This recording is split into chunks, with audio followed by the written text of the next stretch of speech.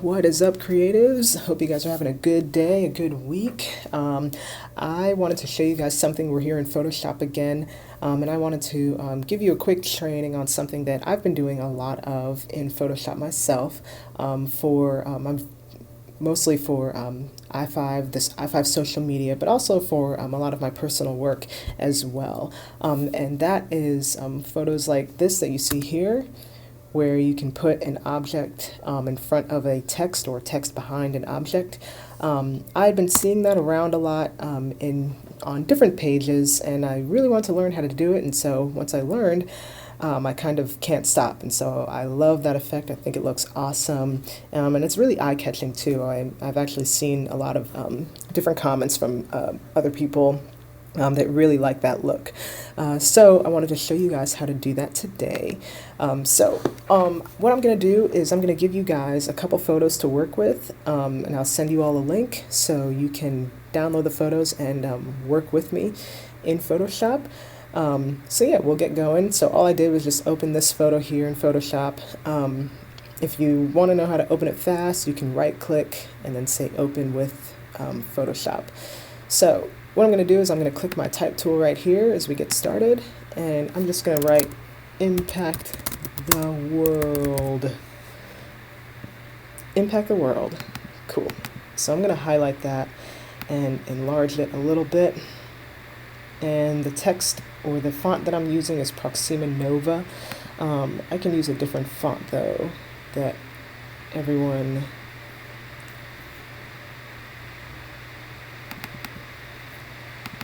So the font that I'm using is Proxima Nova, but you can really use any font. I would suggest that you use a font that is a little bit thicker and not something that's really thin, because the effect really works well when you use thicker fonts. So I'm just going to enlarge this like so, and that should be good. And what I want to do is I'm going to zoom in, and if you're not on a trackpad like I am, you can hit Z. Oops. You can hit your zoom tool right here, you can hit Z, and you can zoom in or out, just like so. Okay, so I'm going to come back to my move tool, and once I zoom in, what I want to do is I want to move my text a little bit below some of these mountains, okay, because what we're going to do is we're going to have our text go behind these mountains.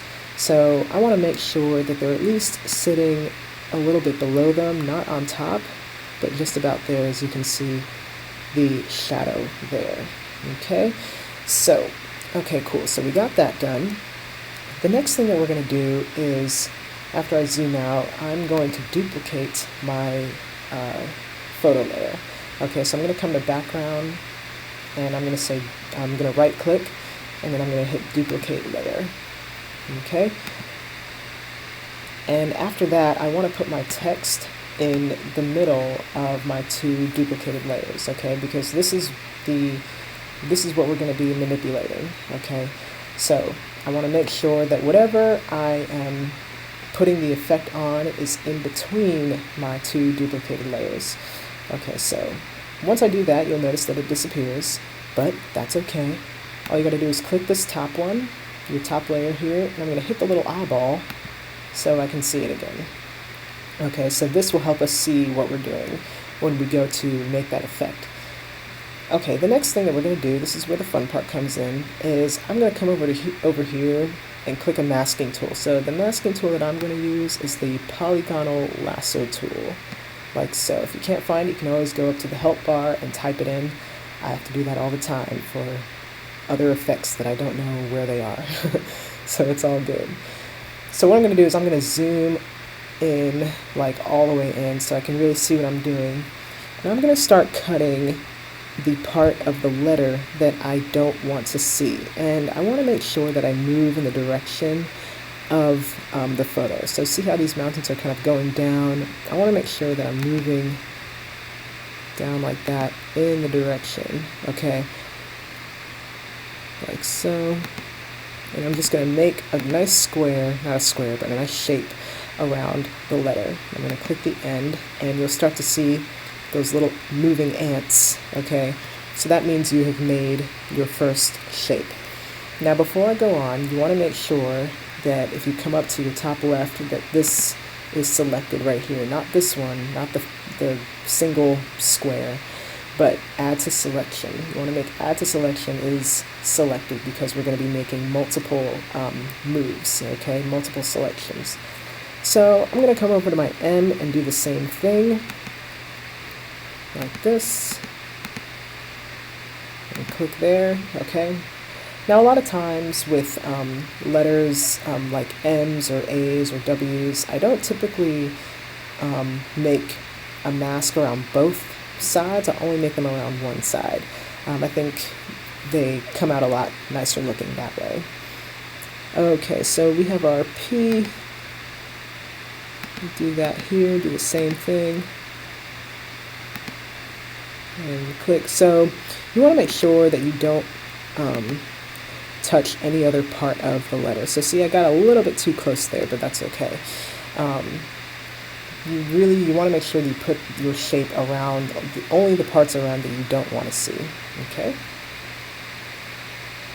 So, all right, let's come. We'll skip the. Actually, we'll come to our A and do the same thing on that one side. Okay. And we'll come down the line here, and we'll come over to our W, and do the same thing on one side again. Sometimes I have to zoom out just a little bit to see, just to make sure I am kind of on the right line here. So we're going to come to our O. And actually, I don't want that. I'm going to start right here because I see this is where the mountain starts. So I'm going to come here. Okay, so this is the part that we're going to cut out. So this is going to disappear. Okay. And let's go to our last one, the D. And we're going to make a nice mask around the corner of the D. Just like that. Okay, so like I said before, I don't need to do them to all of the letters, but just some of them, just to make it nice and eye-catching for you. Okay, so the next thing that we're going to do is I want to make sure that my top layer is selected, my background copy is selected, and I'm going to come over to Layer, I'm going to go to Layer Mask, and I'm going to hit Reveal Selection. Okay, now you notice, oh, what happened? Nothing happened. That's because you got to turn on that little eyeball there and hit that, and there we go. Okay? So that actually came out pretty good. It looks pretty good. So once you zoom out, then you can really see it. If you zoom in, obviously you can see where the cuts are. But when people are looking at it, they're not going to be necessarily zooming all the way in unless they're really interested to see how it worked. But you can see the M there and the A, and the O and the W, and so it really looks nice. It really looks like the impact the world is almost rising, with the sunrise. So it ended up looking really cool. You can also do the same thing with shape layers. That is what I'm going to show you next. So if you come over to your next photo in your shape layer, I'll show you how to do that. Okay, so this is another thing that I've been doing a lot of, creating shapes. And so this is one of the updates actually that I was talking about before at our training, that I wanted to show you guys. So I made a tutorial earlier this year about how to make a shape layer, like an unfilled circle or an unfilled square. And so I've since then learned a new way to do it, and so I wanted to show that to you guys as well. So what I'm going to do is I'm going to click on my rectangular tool right here, or if you want to use a circle tool, you can. We're going to use a rectangle today, and I'm going to hold and drag, and I'm going to make a shape just around Pastor Jimmy right here, and I'm going to let go. Okay. And what I want to do is I want to make sure it's going to end up as a solid white square, but I want to make it black, or you can make it whatever other color you want, but just as long as it's not white, because that will help us in our next step. Okay, so then you want to come right over here to your rectangle layer, right click, and then hit rasterize layer. What that does is, instead of working with a shape layer, you're telling Photoshop that you're now working with just a picture as opposed to a shape layer. Okay, so once you hit rasterize layer, you want to come up here to edit, and you're going to hit stroke. And right now it's at 10 pixels. Let's say we'll do 20. Okay, and we have a nice stroke around that circle, or around that square. Okay, and I might make it a little bit thicker, but we'll leave it at 20 for now. That's fine.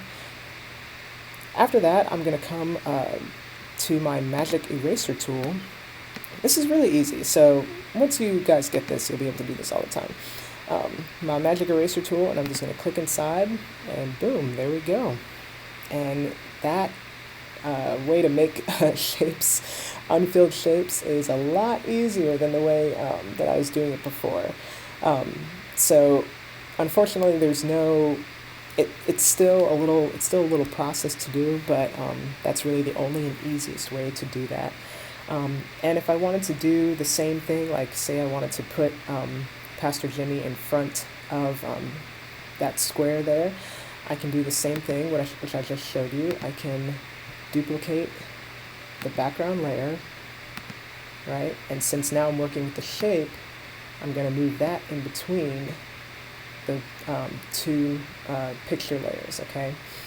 So I'm going to click on that background copy and turn off the little eyeball so I can see it. I'm going to zoom in here and come to my polygonal lasso tool, which is already selected. I already have this selected here. And I'm going to start right on the line of his shirt there